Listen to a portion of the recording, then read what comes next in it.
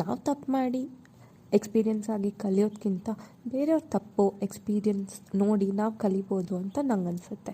Hi, ನಾನು Priya Patil, third year MBBS student from Karnataka. Yes, ನಾನು ಒಂದು ವರ್ಷ ಡ್ರಾಪ್ ತೊಗೊಂಡಿದ್ದೀನಿ. ಸೊ ನಂಗೆ ಗೊತ್ತು ಎಷ್ಟು ಕನ್ಫ್ಯೂಸಿಂಗ್ ಆಗಿರುತ್ತೆ. ಒಬ್ಬರೇ ಇಷ್ಟು ದೊಡ್ಡ ಡಿಸಿಷನ್ ತೊಗೊಳ್ಳೋದು ಕಷ್ಟ ಆಗೇ ಆಗುತ್ತೆ.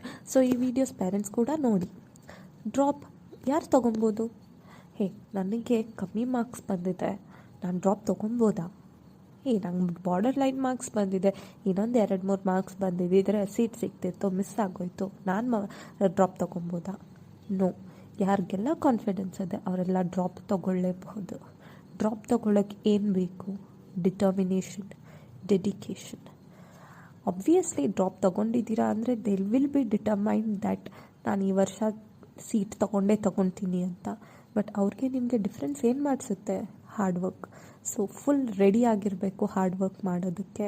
ಎಲ್ಲ ಆಚೆ ಹೋಗೋದು, outing, get together, trip, so ಎಲ್ಲ ಮರೆತು ಹಾರ್ಡ್ ವರ್ಕ್ ಮಾಡೋದಕ್ಕೆ ರೆಡಿ ಆಗಿರಬೇಕು. ಇದಕ್ಕೆ ಪೇರೆಂಟ್ಸ್ ಸಪೋರ್ಟ್ ಕೂಡ ತುಂಬ ಇಂಪಾರ್ಟೆಂಟ್.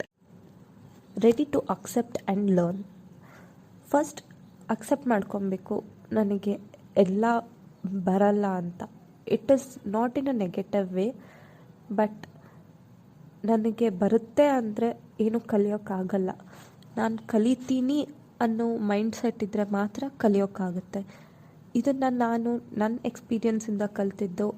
ಈ ಚಿಕ್ಕ ಚಾಪ್ಟರ್ಸ್, ಟಾಪಿಕ್ಸ್ನ ನಾನು ಸ್ಕಿಪ್ ಮಾಡ್ತಿದ್ದೆ. ನನಗೆ ಬರುತ್ತೆ, ನಾನು ನೋಡ್ಕೊತೀನಿ ಅಂತ. ಹೋಗ್ತಾ ಹೋಗ್ತಾ ನನ್ನ ಕೋಚಿಂಗ್ ಟೆಸ್ಟ್ಸಲ್ಲಿ ಟೆಸ್ಟ್ ಕೊಡ್ತಿರ್ಬೇಕಾದಾಗ ನಾನು ಮಾಡ್ತಿರೋ ಮಿಸ್ಟೇಕೇ ಆ ಟಾಪಿಕ್ಸಿಂದ.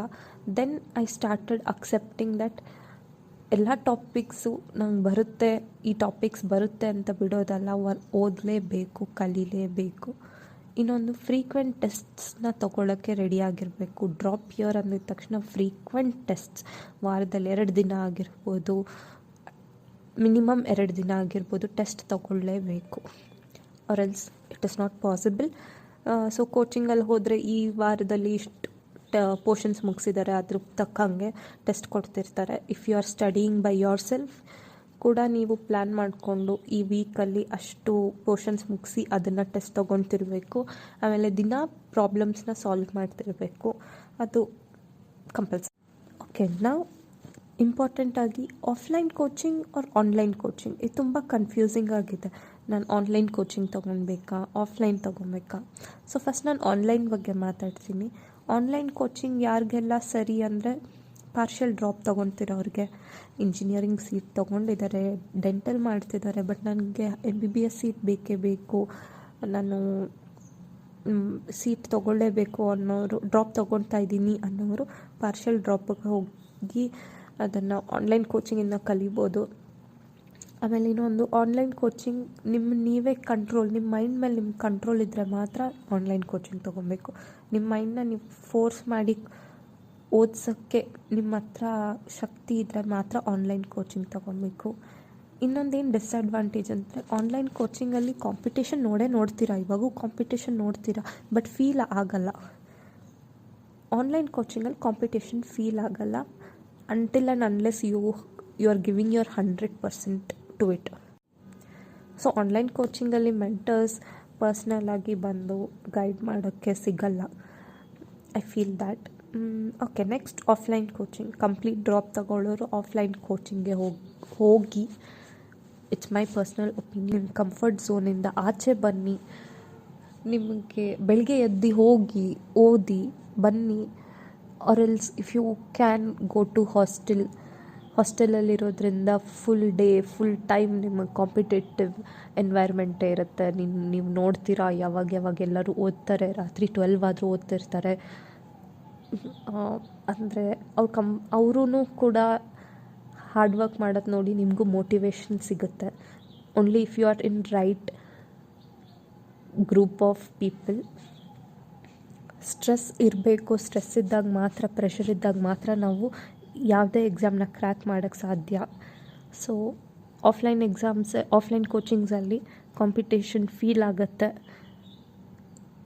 ಸೊ ನಿಮಗೆ ಆ ಹೀಟ್, ಆ ಕಾಂಪಿಟೇಷನ್ ಗೊತ್ತಾಗುತ್ತೆ. You will try to do more and more hard work. Teachers ಇರ್ತಾರೆ, ಮೆಂಟರ್ಸ್ ಇರ್ತಾರೆ ನಿಮಗೆ ಡೈಲಿ. ಡೈಲಿ ಗೈಡ್ ಮಾಡೋಕ್ಕೆ ಮತ್ತು ಇಲ್ಲಿ ತಪ್ಪಾಗ್ತಿದೆ ನೀನು ಇನ್ನೂ ಇಂಪ್ರೂವ್ ಆಗಬೇಕು ಅನ್ನೋದಕ್ಕೆ ಅವ್ರ ಭಯಭಕ್ತಿಗೋಸ್ಕರನಾದರೂ ಓದ್ತೀವಿ ನಾವು. ಆಫ್ಲೈನ್ ಕ್ಲಾಸಸ್ಸಲ್ಲಿ ಮೋರ್ ಗ್ರಾಸ್ಪಿಂಗ್ ಪವರ್ ಇರುತ್ತೆ ಅಂತ ನಂಗೆ ಅನಿಸುತ್ತೆ. Because there'll be no other distractions.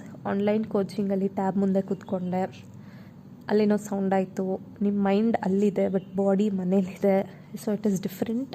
Offline ಕೋಚಿಂಗಲ್ಲಿ will be having more grasping power because concentration ಕೂಡ ಹಾಗೆ ಇನ್ಕ್ರೀಸ್ ಆಗುತ್ತೆ. ಸೊ ನಾನೆಲ್ಲಿ ಜಾಯ್ನ್ ಆದೆ, ನಾನು ಹೆಂಗೆ ಮಾಡಿದೆ ಅಂತ ನೋಡೋದಕ್ಕೆ you have to subscribe.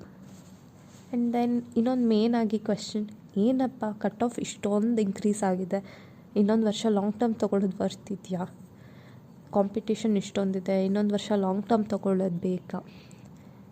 Cut off ಏನೇ ಆಗಿರಲಿ, ಕಾಂಪಿಟೇಷನ್ ಏನೇ ಆಗಿರಲಿ, ನೀವು ಸೀಟ್ ತೊಗೋಬೇಕು ಅಂತ ಡಿಟರ್ಮೈನ್ ಆಗಿದ್ದರೆ ಡ್ರಾಪ್ ತೊಗೊಳ್ಳಿ, ಓದಿ. It all depends on you. ನಿಮಗೆ ಬೇಕು ಅಂದರೆ ನೀವು ಮಾಡಲೇಬೇಕು ಅಷ್ಟೇ. ಕಟ್ ಆಫ್ ಏನಾಗುತ್ತೆ, ಯಾಕೆ ಟೆನ್ಷನ್ ತೊಗೊತೀರಾ? ನೀವು ಹಾರ್ಡ್ ವರ್ಕ್ ಮಾಡ್ತೀರಾ ತಾನೆ, ಅದನ್ನು ಮೊದಲೇ ಡಿಸೈಡ್ ಆಗಿದ್ದೀರಾ ತಾನೆ. So why worry? ಇನ್ನೊಂದು ಬೇರೆಯವ್ರನ್ನ ಒಪಿನಿಯನ್ನ ಕೇಳೋಕ್ಕೆ ಹೋಗಬೇಡಿ. ನಮ್ಮ ಮನೆ ಪಕ್ಕದವರು ಅವ್ರು ಲಾಂಗ್ ಟರ್ಮ್ ತೊಗೊಂಡಿದ್ರು, ಅಕ್ಕನ ಹೋಗಿ ಕೇಳ್ತೀನಿ ಲಾಂಗ್ ಟರ್ಮ್ ತೊಗೊಂಡ್ರೆ ನಾನು ಮಾಡ್ಬೋದಾ? ನೀವೇನು ಮಾಡ್ತೀರಾ ಅಂತ ಅವ್ರಿಗೆ ಹೆಂಗೆ ಗೊತ್ತಿರುತ್ತೆ? ಅವರು ನಿಮಗೆ ಸ್ವಲ್ಪ ಟಿಪ್ಸ್ ಆ್ಯಂಡ್ ಟ್ರಿಕ್ಸ್ ಆಗಿರ್ಬೋದು, ಸ್ವಲ್ಪ ಹೆಲ್ಪ್ ಮಾಡ್ಬೋದು. ಬಟ್ ನೀವು ಎಕ್ಸಾಮ್ ಕ್ರ್ಯಾಕ್ ಮಾಡ್ತೀರಾ ಅಂತ ಅವ್ರು ಹೆಂಗೆ ಹೇಳೋಕ್ಕಾಗುತ್ತೆ? So please don't ask any other than yourself and trust yourself and go give the exam, get ready for the exam. So thank you. So please like ಮಾಡಿ, subscribe ಮಾಡಿ. ಇನ್ನು ಓದೋ videos, ನಾನು ಇನ್ಫಾರ್ಮೇಟಿವ್ ವೀಡಿಯೋಸ್ ಹಾಕ್ತೀನಿ. So please like, subscribe and share.